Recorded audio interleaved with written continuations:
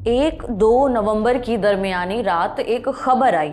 खबर में बताया गया कि बीएचयू की एक छात्रा अपने एक साथी के साथ बीएचयू कैंपस में ही कहीं जा रही थी। तभी कृषि संस्थान के पास एकांत जगह पर बाहरी युवकों ने दोनों को घेर लिया। उन्होंने छात्र और छात्रा को अलग किया, फिर छात्रा का यौन उत्पीड़न किया, जबरन छात्रा के कपड़े उतरवाए, मारपीट कर छात्रा का मोबाइल छीन लिया, उसकी तस्वीर भी खींची। इस घटना के बाद कैंपस में सुरक्षा को लेकर खूब सवाल उठे। छात्रों ने यूनिवर्सिटी प्रशासन के खिलाफ प्रदर्शन भी किया, लेकिन लगभग 60 दिन बीतने पर भी इन आरोपियों की गिरफ्तारी नहीं हो सकी थी। लेकिन अब वाराणसी पुलिस ने इस मामले में 3 आरोपियों को गिरफ्तार किया है। इंडिया टुडे से जुड़े रोशन जायसवाल की रिपोर्ट के मुताबिक आरोपियों के नाम कुणाल पांडे, आनंद उर्फ अभिषेक चौहान और सक्षम पटेल हैं। इनमें से कोई भी बीएचयू का स्टूडेंट नहीं है, लेकिन तीनों ही वाराणसी के रहने वाले हैं।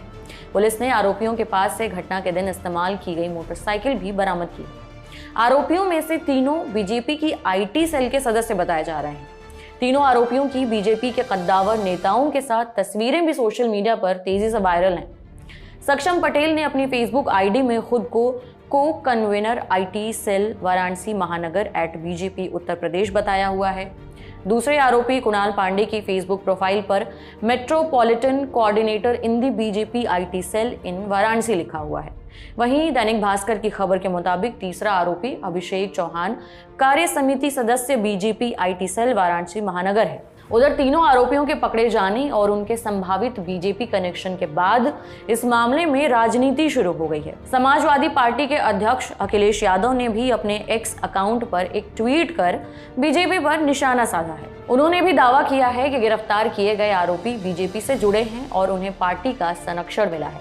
उन्होंने सोशल मीडिया पर लिखा है, ये हैं भाजपा के दिग्गज नेताओं की छत्रछाया में सरेआम पनपते और घूमते भाजपाइयों की वो नई फसल, जिनकी तथा कथित जीरो टॉलरेंस सरकार में दिखावटी तलाश जारी है। सूचनार्थ, ये भाजपा के सर्वोच्च नेताओं से अभयदान प्राप्त वो भाजपाई हैं जिन पर बनारस हिंदू यूनिवर्सिटी में एक छात्रा के साथ अभद्रता की सीमाएं पार करने का आरोप। प्रश्नार्थ, क्या नारी के सम्मान से खिलवाड़ करने वाले भाजपाइयों को खुली छूट जारी रहेगी? उधर कांग्रेस के आधिकारिक एक्स हैंडल से 31 दिसंबर की सुबह एक ट्वीट हुआ। इसमें लिखा गया, 2 महीने पहले बीएचयू के कैंपस में एक छात्रा का गैंगरेप हुआ। इस मामले को पहले दबाने की कोशिश की गई। जब दबाव बना तो जैसे तैसे यूपी पुलिस ने एफआईआर लिखी। अब 60 दिनों के बाद इस घटना में शामिल 3 लोग पकड़े गए हैं। ये सभी बीजेपी के पदाधिकारी हैं। गिरफ्तारी में देरी शायद इन वजहों से हुई होगी। पहला, ये सभी बीजेपी के वरिष्ठ नेताओं के बेहद करीबी हैं। दूसरा, बीजेपी में इतनी अच्छी पकड़ है कि पीएम मोदी से सीधे मिलते हैं। तीसरा, बीजेपी आईटी सेल में अच्छी पोजीशन पर है। कांग्रेस ने आगे लिखा, यही है बीजेपी का चाल चरित्र चेहरा। पोस्ट में तीनों आरोपियों की बीजेपी के नेताओं के साथ फोटोज भी शेयर की गई हैं। इनमें से एक आरोपी की पीएम मोदी के साथ, दूसरी की यूपी के सीएम योगी के साथ और तीसरे आरोपी की केंद्रीय मंत्री जेपी नड्डा के साथ तस्वीर लगाई गई है। रिपोर्ट के मुताबिक पीड़िता का आरोप था कि वो 2 नवंबर की रात करीब 1:30 बजे अपने न्यू गर्ल्स हॉस्टल से टहलने के लिए निकली थी। यहाँ उसे एक दोस्त मिल गया। दोनों कुछ देर आगे चले ही थे कि एक बुलेट पर 3 युवक कैंपस में घुस आए। इन युवकों ने जबरदस्ती दोनों को अलग कर दिया। बाहर से आए अज्ञात युवकों ने पीड़िता को अलग ले जाकर डराया, धमकाया और उसका यौन उत्पीड़न किया। रिपोर्ट के मुताबिक पीड़िता ने बताया कि आरोपियों ने उसका वीडियो बनाकर धमकाया कि अगर घटना के बारे में किसी को भी बताया तो क्लिप वायरल कर देंगे। उन्होंने जबरन छात्रा का मोबाइल नंबर भी ले लिया।